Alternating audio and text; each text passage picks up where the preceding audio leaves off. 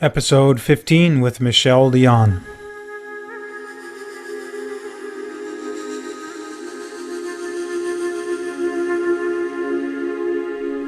Where meditation meets daily life, this is the Meditation Freedom Podcast. Thank you so much for tuning in and checking out the Meditation Freedom Podcast. My name is Sika Roth, and I'm your host. In this podcast, I talk with both students and very experienced practitioners and teachers of various wisdom traditions that utilize some form of meditation or mindfulness to bring themselves closer to the present moment, the here and now, basically become more conscious and more wise and compassionate in both their actions and their thoughts. The podcast really discusses the why of why we meditate, how we do it, and how we bring that meditation practice or mindfulness practice into our daily lives. And then also how folks use it, how it transforms them, how it changes the way they relate to the world. Before we move on to our guest, I just wanted to let you know what today was like in my part of the world. I live out in the desert, the big mountains all around me, and I usually get to walk around every day just for practice and exercise and walking meditation, but I also like to go once in a while on bigger hikes when I take a day off once or so a week. And oftentimes on a Sunday like today, I want to be just fully there and present for my hike. One way to do that is to go on a mountain. And this mountain is so steep and so filled with rocks and slippery slopes and filled with stingy agave needles and sharp rocks and all kinds of cacti. In very much a real way, you got to watch every single step. There's a Dutch saying that says an accident lies in a very small corner. Een ongeluk ligt in een klein hoekje. And that's very much apt here because everything on this mountain is just sharp and dangerous if you're not paying attention. So it's very much an attention and concentration practice to walk up this mountain and to make sure you're not misstepping, because you could be incapacitated or crack your skull open, run out of cell phone minutes, and there's no paths on this mountain. This is just you go wherever you want to go. Pretty important not to get injured, especially when you're hiking alone, like oftentimes I like to do. But it's beautiful, and this morning I picked up a hike up a very steep gully, and then about 2,000 feet or so up, I met a beautiful, very cute little bighorn family, and I recorded that on video, so I'll put that on my show notes on meditationfreedom.com/15 if you're interested. It's just really nice to once in a while have a day where you're not even playing a podcast while you're walking or listening. I hope you too have days like that where you can just enjoy the sound of your footsteps and the rocks, whatever you have there, animals, birds chirping and wind rushing through the bushes and so forth. So anyway, I thought I'd mention that because it's a form of meditation. It's a walking meditation for me, or hiking meditation, and it's a very concentrated form of paying attention. Anyway, let's get back into the interview. Today's interview is with Michel Dion, and he lives in Ottawa, Canada, where apparently it was still kind of chilly, while down here in the desert it was 99 degrees or 38 degrees Celsius.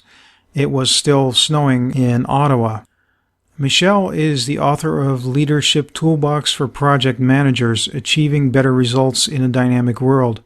Michel also has the role of CPA and PMP. A CPA is a certified public accountant, and then a PMP is a project management professional. And he's also founder of a website on project management called Project Area. And the name of the site is a mix of his interests in both project management and music. Michel has been practicing meditation on his own for the last few years, using the Headspace app and learning from podcasts such as this one and reading a book about meditation. It might be interesting for the podcast to have Michel on as a guest repeatedly, maybe once a year, and see how his practice is going and how it's affecting his family and his work life and his way of viewing the world. follow the journey of a relatively new meditation practitioner on this podcast. And of course, you're welcome to leave some feedback on the show notes. At the bottom, there's a feedback box, and then you can let us know what you think of that idea. So with that, let's get right into the interview with Michel Dion. Thanks again, Michel, for joining me on this podcast, and it's great to have you on here. Well, thank you for the invitation. I'm sure we'll have an interesting discussion. I've been listening to all your episodes since episode 1. What's the first number you use? I used 1 after somebody said, don't call it 0. That's not nice. Good job, by the way. Good job. Keep going. Okay, thank you. And so what I do to start with, and I'll introduce what you do in the beginning of the podcast in the intro, and then you'll get a chance to explain a little bit more about what you do, because it's not everybody understands project management. But what I usually do is I just start with, how did your path go into meditation, and why did you start meditation? You mentioned earlier you got into meditation through some kind of scientific articles. Well, I would say that I worked in business. I'm a CPA project manager. So, yes, I earn a living on the intellectual side, although that doesn't mean I'm just intellectual, because my first bachelor degree is in music. So I'm okay with the deep emotional side, but let's just say I'm not coming to meditation from the spiritual side of it. Okay. I think it was about 5 years ago. A friend of mine told me that I should watch on YouTube this BBC documentary with Michael Mosley on that discuss meditation, and he's doing a tour of the most recent research on neuroscience. Mm-hmm. And I was fascinated by it, and I decided to explore further the subject by starting to do some meditation, which is the opposite of my normal pace of life. Mm-hmm. One of the thing that I guess made me also try to find a solution is my mind is very good at being creative, finding solution at work, and but the side effect is I kind of think all the time, and at some point I was not sleeping much. Oh, okay, yeah. And I guess when you're young, you're not sleeping much. Not too big of a deal, yeah. Yeah, but after having 2 kids and a few promotion at work, when I was down to maybe being asleep 3 hours, and I don't mean being in bed 3 hours, I just mean asleep, okay? Mm-hmm. Because with my mind always spinning all the time, it's like, okay, we need to find something else. I even bought at that time a little, one of those health tracker that you can put on you, and it tracks the quality of your sleep. Oh, kind of like a biofeedback type of based on your motion in the bed. Oh, restlessness, yeah. It will identify either you're awake because you move too much, or in light sleep, medium, or deep sleep. And the results were not so good. So that's how I discovered meditation. In the documentary, they talk about an app called Headspace. Have you ever heard of that one? Headspace, yes, I've heard of that. There's a TED Talk by Andy Puttycombe. Yeah, the founder of it. I guess being a bit geeky, I was happy that they have an app on the iPhone. Based on what I explained, my first perception of meditation is that you should stop thinking. And remember when I said my head was always thinking? I thought in meditation I should learn to stop thinking. But on my own, it would never happen. So I needed some guided meditation. Otherwise, the restlessness would take over. Yeah, but did it actually affect your performance at that point when you were really only sleeping, barely 3 hours a night? Did you see that as a concern? That your productivity might be affected, or your life, your family life. I started to see impact on the family life and quality of interaction with the kids and my wife. I guess I was still able to function, to be okay at work. But I saw a few of my friends go down in burnout, depression, and because I was 40 at that time, and you lose kind of that feeling of being invincible. Yeah, that bounce back right back type of feeling. Yeah. Although it wasn't necessarily me going down, it was close enough to make me wonder. Mm-hmm. So the guided meditation is what I needed, and I found it very useful because otherwise I would have been lost. Because, as I said, for better or worse, I'm not so spiritual, and that I'm not like naturally enjoying just doing nothing and enjoying the moment at that time. Mm-hmm. Um, Although the enjoying the moment is a different discussion in the sense that as I got a few promotion and start to handle 5, 6, 7, 10 projects at the same time, being an executive, you start to bounce frequently from one topic to the next. That which is a good skill, but at some point when it's no longer under control, you're never in the moment. And that's what's worked, but I like to say that we're just one person. So I would be talking to my wife and be at work and talking about one project, and my mind would go somewhere else. I would be with the kids and thinking about my wife. Like I would never be at the right moment. Oh wow, yeah, yeah. So Uh, you couldn't be fully present for what was yeah, there. and in the end, you that's not good. Like No, no. if ever you spend um, like 8 times 1 hour doing 8 different things, well, you better be in that 1 hour the focus on that thing. Right. I guess the story is not completely clear because the story was not so intentional, but the story is powerful in the sense that uh, uh, it made me surprisingly even more productive at work.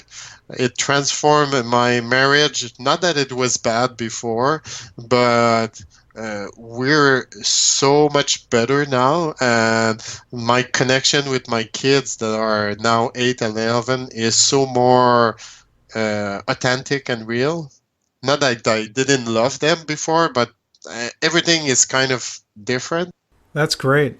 I'm even daring, as you saw in the recent book that I published, to mention meditation and to put the requirement for self-awareness very early in the book instead of as an afterthought at the end. It's a book on business leadership, project management. It would be very easy to just be uh, like make the decision, do this, do that, and then oh, yes, but then at the end, maybe you want to also take care of yourself. I did the opposite in the book because I strongly believe in the impact.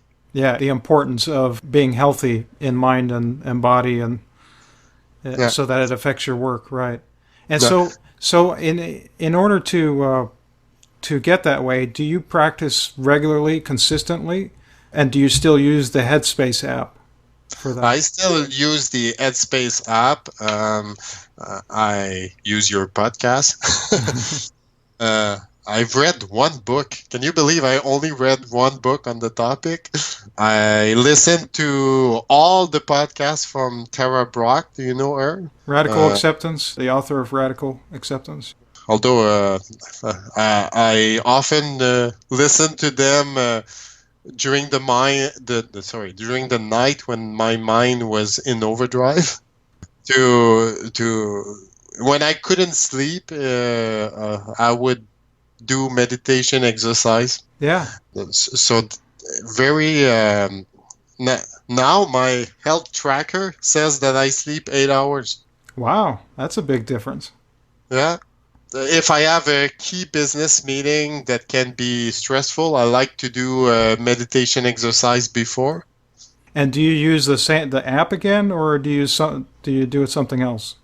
I have not mastered the art of doing meditation on my own yet. Do you have any tips?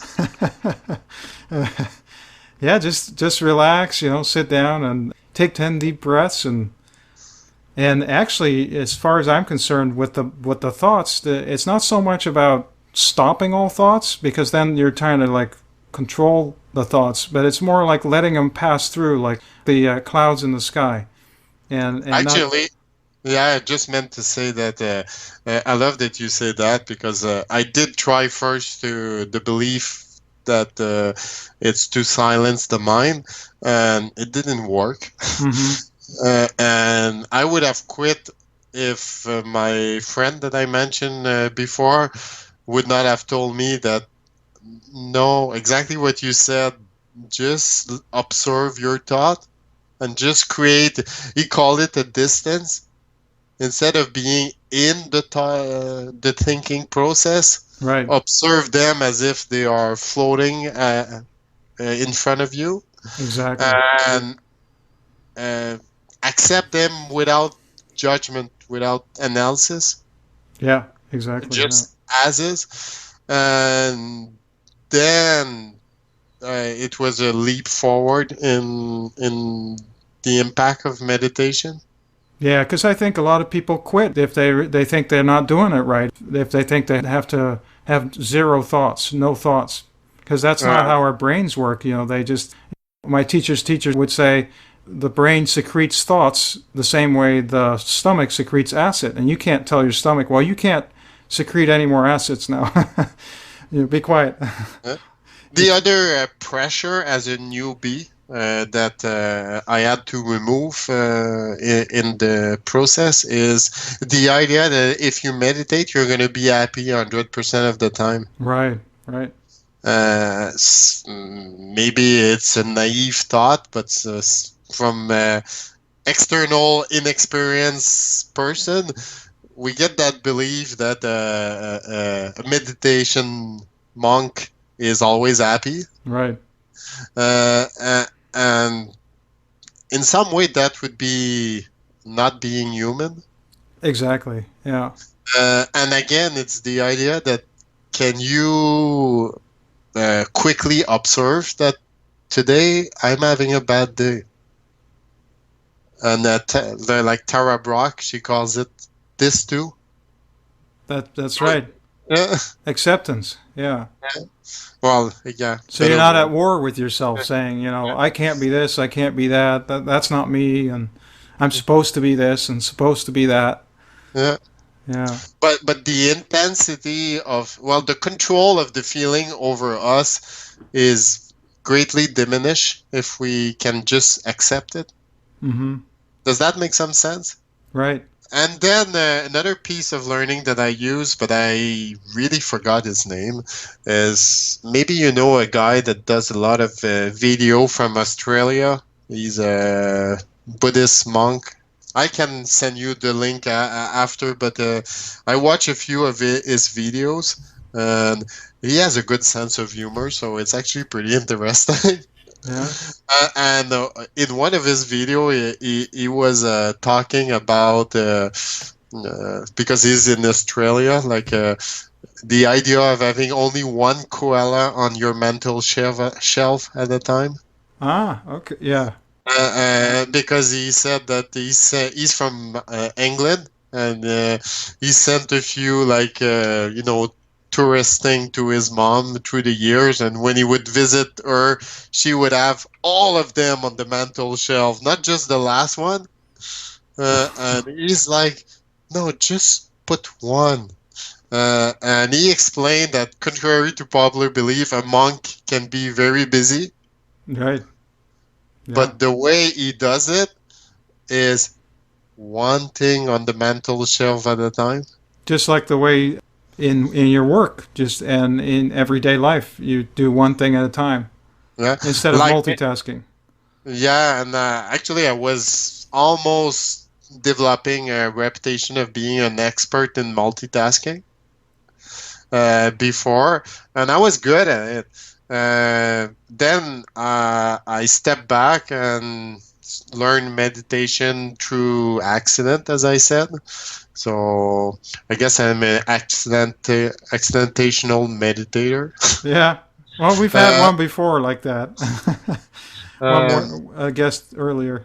but I learned to be more in the moment and to do one at a time. And the funny thing is productivity is greatly increased. Mm-hmm. But again, we are just one person. So when we learn to do work in the moment, one task at a time, we come back home and we stay in the same mindset. And if I talk to my wife, I talk to her. Mm-hmm. I probably unfortunately failed in the past and was like, yeah, yeah, I hear your words, so let me do other things at the same time. Right. Right. But I can have deeper connection and conversation now. Yeah. Yeah. That's very valuable and appreciated, I'm sure, by your family too. Yeah. The the challenge of meditation right now for me is the longer session. Do you do longer session? Yeah. I define longer more than 20 minutes. Yeah.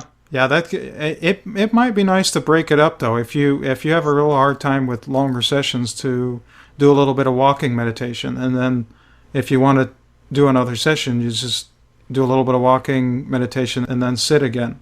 That's one way to do it. Yeah. See, I'm also a runner, and the biggest challenge I have if I run, and I remember I was fascinated by your one of your previous podcasts with A conscious Lisa runner. Hanover. Yeah. Yeah, because my challenge on long distance is not the physical pain of running. Is at some point my mind is no longer in the moment, Mm-hmm. and then I feel like, okay, enough. This is it. I feel like quitting. So like running more than 2 hours, it's not physical pain that stops me. It's the mind. Wow. Yeah, that's a long run. 2 hours of running. Wow. Well, it's a half marathon for me, or probably close to a marathon for Lisa. Right. Yeah, it sounds like you'll enjoy her book then. Yeah. If you use your Headspace app before a meeting, or you do a little bit of meditation before you come to work, how does that impact your work and your team? I think people sense your comfort level, and we sometimes confuse determination with nervousness, in the sense that as a leader, you can be agitated and this like trying to do more, but that doesn't broadcast a message of trust. Right. People are more likely to follow a leader that is calm than a leader that is. I'm not sure what's the right description, but even if it's all out of good intention, but being too agitated. Mm-hmm. Does that make some sense? Yeah. Yeah. Definitely. And because beyond the intellectual words of you should, like, Joe, go do this, and Jane, can you do that, and intellectually everybody understand that Joe will be doing the right task and so will be Jane. There's something that people sense that give them confidence in the expected success of the team. Mm-hmm. And when people are in their comfort zone, and comfort zone does not mean that it's easy. Comfort zone is like I guess you probably know better how to describe this. It's more like in the human side, like internally, how they feel. Kind of an equanimity type. Yeah, the kind of results you can achieve in a team are much greater with a good level of self-awareness. Mm-hmm. Yeah.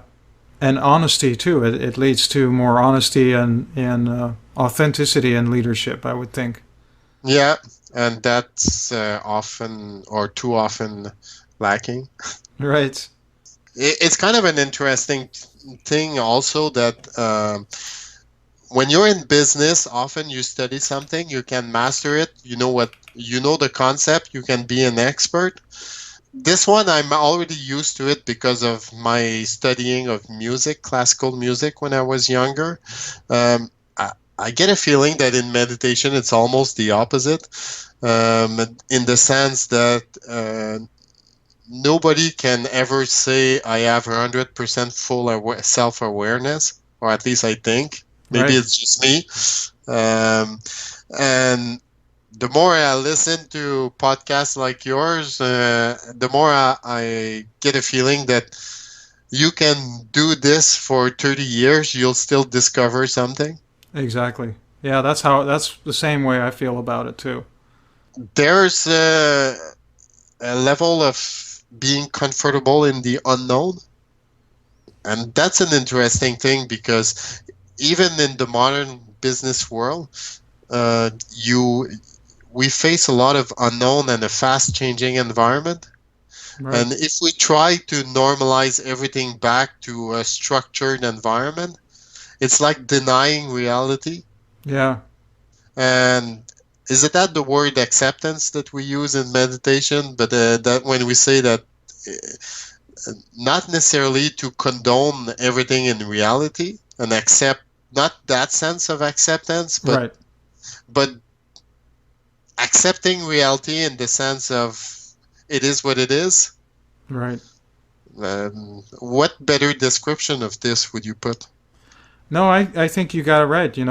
Because that would lead to covering things up if you're trying to pretend something is different than what it is. And it's better just to put it all the cards on the table and say, this is how it is, but let's see how we can make it better instead of saying, well, let's just deny this reality and pretend that it's all hunky dory or So meditation is a human experience, and in the end, business is not done from robots to robots. It's from human to human. right. It's also why in my book I have a section that asks the question: did we forget about people in project management? Yeah. We try to manage everything as if it's a process, almost a software, a piece of code. But whatever we do, it's from people to people. Right. And how do you bring that people component back into it with companies that have lost sight of that and just see you as a number and a just a cog in the machine? Well, that's true, but leadership, you can always choose who you want to be. Especially that I don't think anything in meditation would lead you to start doing stuff that are illegal Right. or dangerous. So even within the context of your company, you can decide what kind of leader you want to be, how you want to listen when people talk to you, how you want to interact when an issue is raised, when there's a conflict, how you handle it. Um, I can. I have difficulty imagining an organization that would stop you from benefiting from better self-awareness. And they don't necessarily mention meditation, although it's becoming more sexy, as you know, to talk about Right. meditation. But uh, the idea of developing more knowledge of the self is part of executive leadership development program for many years. Um, meditation and modern science is just bringing um, it to the Eastern world from a different angle than the more spiritual approach of the Eastern roots.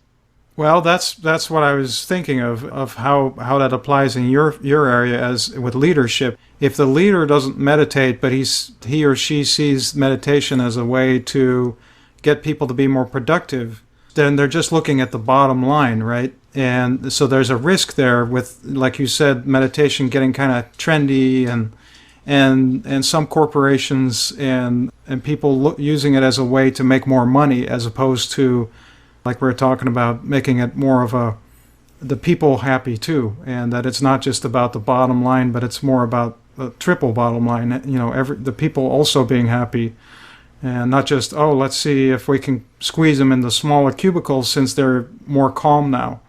Or, Yeah. Um, well, I guess a way to look at it is my idea that we are just one person. I don't think somebody can easily live like drama at home and come fresh to work. Right. Okay. Just like if you're having a difficult day at work, you're going to bring that in some way at home. Um, so the more people can, if we think more long term and everything, if people can find ways to enjoy more themselves life and their priorities, that's a good thing. It's for sure an organization has its own purpose, but many organizations have proven that you can um, you can think different and still outperform the competition. Mm-hmm. Um, but it's in some way it's also our responsibility to view our life as bigger than who we are on our job title. Right. There's a bit this component that it's us, the individual, that are to blame, not the organization. Um, we should not just get our self-esteem from this job title and this pay level. So you believe in the leadership also practicing what they preach, right? So, and then putting it in institutional culture, because in your book, I think you mentioned some of the risks of institutional culture where there's perhaps not enough awareness on the top level. Absolutely. I guess we can often achieve a lot just by what we can achieve and let go of what we cannot achieve. So I can definitely influence my team. I can influence who I am. One of the core thing that I can bring to my team is my positiveness and my happiness. Right. I'm an executive, so people already view me as the person with some power. And so they already put some distance between me and them.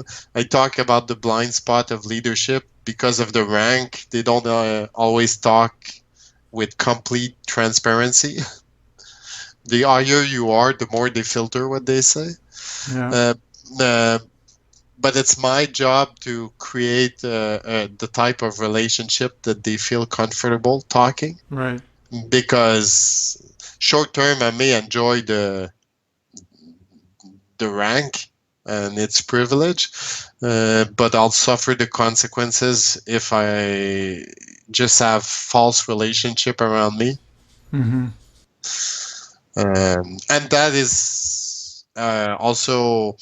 Um, let's not forget the fact that nobody on his deathbed is saying, "I wish I would have worked more." Yeah, I don't know anybody who says that. So the younger generation has more a broader view of life. They can work with passion and be like very productive and everything, but you sense that it's not their only source of self-esteem. While maybe the generation of my father losing their job or even going into retirement would require a huge learning curve to do this mental shift, because it would be like losing everything. Yeah, very Uh, identified with their jobs. yeah. Um, I always find that my most performing employees have a life outside of work. So if strangely, the it's not always the best if somebody is 100% dedicated to work and doing 60, 70 hours a week. Right. First of all, you can just make work because you have no motivation to be more efficient. But uh, the mind needs some break. The Hmm. mind needs some source of happiness. And if you invest all your thoughts in one thing, the day it succeeds, you're extremely happy. The day there is a challenge, everything is crashing. Hmm. I hope everybody will would understand that. Also, I mean, performance at work is important. It would be hard for me to say the opposite, but sometimes we're good at drama. Um, Sometimes I like to ask people, are we managing a nuclear plant or what? Because the intensity of the reaction for small problems, it's almost as if the nuclear plant is about to blow up, Yeah. and with damage for 10,000 years or whatever that would be. And it's just a small problem. Right. And I remember sometime one day, one of my employee was saying we have this problem with the data that we are analyzing, and the employee was very stressed. And then the employee asked, "How come you're not stressed?" And my answer was, "Did somebody call to say that my two kids are dead?" Right. And like it's still just a machine, a software number. Like we'll solve it. We'll resolve that problem. It's an intellectual problem. In some way, it's easier than dealing with the phone call that my two kids are dead. Well, they are not, but you know what I mean. Yeah. Uh, it's very rare that somebody will crash in his career because of the intellectual side of it. It's more the emotional side of life. Right.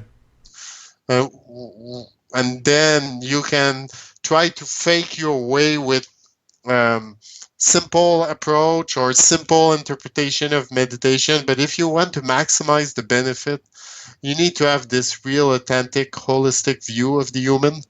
Hmm.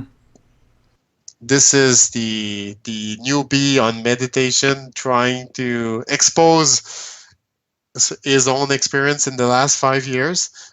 Well, I think it's interesting to hear it from an executive position level, like you, that you're talking about, seeing things in perspective, and how it's there's a tendency at work for folks to get over identified and to take it too seriously, and meditation allows you to take a step back and see that it's just a problem that can be solved. Things become more workable. And And actually, that it's important to mention this. We're not saying that it's just a server in the sense like, who cares? It's just the solution is often very simple once we remove the drama. yeah, yeah, there's a tendency to have too much drama. I don't know if you remember, but in the book, I also mentioned one day one of my employee the manager under me was very stressed and saying we have to do this and that and this, and like I think I'll have to stay all night to do all of this. And my answer was go home, watch a movie, enjoy your night, forget about work. Yeah, And she was baffled. It was the first time in her career that the boss, instead of approving overtime, or send silently just kind of being happy that the person would overwork, saying go home. She did, The next morning, she came early at around 6, and by the time I arrived at 8, it was all done. Yeah, and that's a very unusual approach that you took there, because I think a lot of managers and directors would have just said, "Yeah, just work until it's done." But you understand that people are, when they're refreshed and they can sleep over it, the problem just solves itself much more likely. Sometimes it's just a matter of taking a nap or taking a break from the problem, and then you see it fresh in a fresh way that resolves it much quicker. Sleep on it, like our grandparents used to say. Right. Because now we are the microwave generation. Everything must be done within 1 minute. Yeah. Do you take your meditation into your actual work? Like, do you take once in a while take a few breaths, or does that help you or in any way, or? Yes, that's an interesting question I'd like to discuss with you. Some people say that meditation, as soon as you wake up, is the best, and then they go to work. I position it at noon or sometimes around 2 p.m. My best indication it's time to meditate is when the mind is starting to be tired. Right. Do you think it's more powerful as you wake up, or it's okay to do it in the middle of the day? Or it doesn't really matter? I'm overthinking that thing. Yeah, for me, I like to wake up and immediately meditate simply because my mind is still calm. It's not in overdrive yet. And here we're just talking about sitting meditation. But I also like to meditate sometimes at lunch times as well, because it's like recharging for a good productive afternoon. So it's like a little bit of a recharge. And then at night, sometimes it's really nice to meditate, because then your mind has a chance to just sort of settle before going to bed. Yeah. I think it is very individual, because sometimes I just need to do a walking meditation. So I go out and walk for half an hour, and sitting wouldn't be the right thing for me to do, because, I might have already sat on a chair for 4 hours, and a walk would be better. Even doing physical exercise like long hiking distance in the mountain. Um, when you are far away from any sound of civilization, it's calming. It doesn't matter if there's any kind of sound. It doesn't have to be the peaceful little waterfall. Right. Uh, uh, it's strange. Yes, even in sometimes with the sound of um, thunderstorm, it's more peaceful than the sound of civilization. Am I wrong? No, I think it is very calming, and they've done scientific research, and they call it a nature deficit disorder if you don't get enough nature. So they've actually labeled it as a problem with a lot of people spending too much time in busyness and the lights blinking and the traffic noise, and it can be, yeah, it can be stressful to have that too much of that. I'm a bit of a technological geek. So of course I have an iPhone, an iPad, and we probably have more computer in my house than human beings. Yeah, So you know the famous distraction of being always connected. yeah, Uh, but I don't know how to call them. It's almost technological break or meditation. I put the device on airplane mode. that's a good way to do it. Yeah, It's much faster than shutting the device down and putting it back on, hmm, because you can just airplane on mode on and off. But even if I have my iPad, okay, and I I decide that I'm not gonna read message, it's still on. My mind is still kind of silently kind of, is it beeping? yeah, But when I put it on airplane mode, the mind stops checking yeah. because it's impossible. The mind knows it's impossible. Nothing will happen. So, like in the last 2 weeks, I had 4 critical deliverables to push out at work, uh, and very often I would say I have to work 2 hours on something. I would shut down the email system. I would put my device in airplane mode, and bang, I would work on just one task. Yeah. Uh, uh, and then I find that's more simple and less extreme than when people try to do a technological rejection or a fast or something that's saying it's so bad I'm not gonna have an iPad. Or in the end, we're still in 2015. Yeah. Yeah. And for me, I just turn off all the notifications so then I don't get interrupted by a beeping or, that kind of stuff. That's a good idea. Yeah. Well, so do you have any final thoughts about your book and how it relates to, how it might help people have a more healthy workplace? Well, my book is for often for people experienced in management that wants to reach a higher level, and very often people, when they start to read about leadership, they think of leadership of leading others. I think that's the easy part. The most powerful part of leadership is being able to lead oneself, and that's a powerful and infinite journey, but Hmm. the sooner you start, the better it is. Yeah, that's great.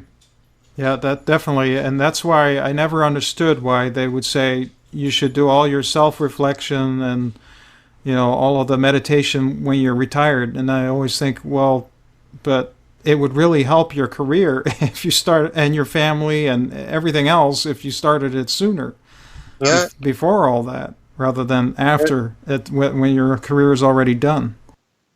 yeah, and I mean, this again, it's back to the idea of the importance of the career and the self-esteem.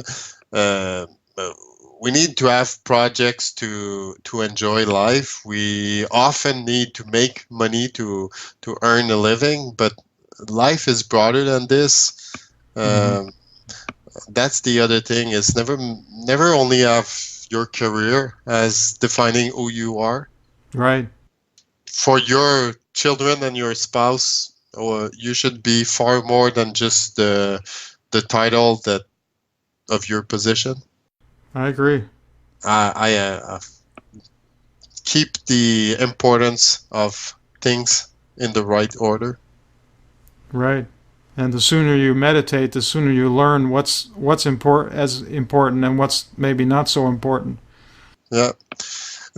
I guess on this one, when I said it's important, we are in 2015 to not reject technology. Meditation is a good example. Of course, you could search hard and find solution, but like me in Ottawa, of course, we are in North America, and the Eastern culture of meditation. Without technology, I would feel more lonely and more abandoned, and it would be very hard unless I'm lucky and I find a good coach to find other like-minded person. Hmm. So that's an example that technology can support our personal growth. Right. And keeps us connected more. Yeah, like we are quite a few thousand miles apart, you and I, right now.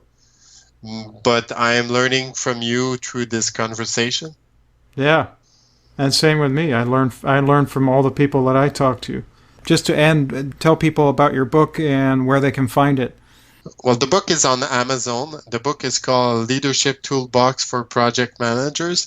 I'm sure you will be able to put a link in the show notes. I will. I also have a website that's called project-area.ca. It's a mix of my interest for project management and my training in classical music. When I was searching for a name for a website, you know that challenge. Yeah. Uh, Right. it's like, okay, I want to start a website. Okay, how do I name it? And then people tell you, be careful, because that's one of the things that is hard to change later. Yeah. So, project-area, ARIA.ca. is I invite you to visit my website and see what I write. You'll see that I talk about leadership, project management, productivity, but I even have a section on mind and health. And I thank you for writing almost an epic post on meditation that I'm not sure you were expecting anything given my audience, but you were able to witness that it's one of the most popular posts on my site. Oh, that's wonderful. Yeah, no, I had no idea what would come of it. So yeah, I'm happy to hear that. Do you sit with other groups too? I've never done meditation in a group, but Yeah. I've done meditation in a small group in the sense that sometimes we do it together, my wife and I. Oh, that's nice. Yeah. Also, interesting thing is I meditate better when I'm lying, I'm lying down on the bed instead of sitting. Do you have any opinion on that? If you stay awake, as long as you stay really awake and conscious, then it could be very helpful. But if it makes you fall asleep, then it's better to stay upright. That's my only thing about it. Yeah. Okay. But It's yeah, true that sometimes I fall asleep. because that's no longer meditation. Then you're just sleeping. But it's beneficial. Yeah, that's beneficial too. Yeah. Okay, I'll practice more sitting. All right. Well, it was great talking to you, and have a great weekend with your family. You too. I hope it's not gonna snow again. Yeah, I hope you're done with that. Take care. All right, you too. I hope you enjoyed this interview with Michel Dion. You can find out more about Michel by going to the Meditation Freedom website. It's going to be meditationfreedom.com/15. Leave some feedback, and also you can download the free ebook on the website by subscribing to the newsletter. And in the newsletter, I'll once in a while remind you of the podcast episodes and some other stuff. Please go to the website and sign up, and I'll also post the video of the bighorn sheep. Next week, I'll be speaking with a yoga instructor from Germany. Hopefully, you'll tune in next week. And with that, I hope you have a wonderful evening. Thank you so much, and take care. Thank you so much for joining us on the Meditation Freedom Podcast, where meditation meets daily life.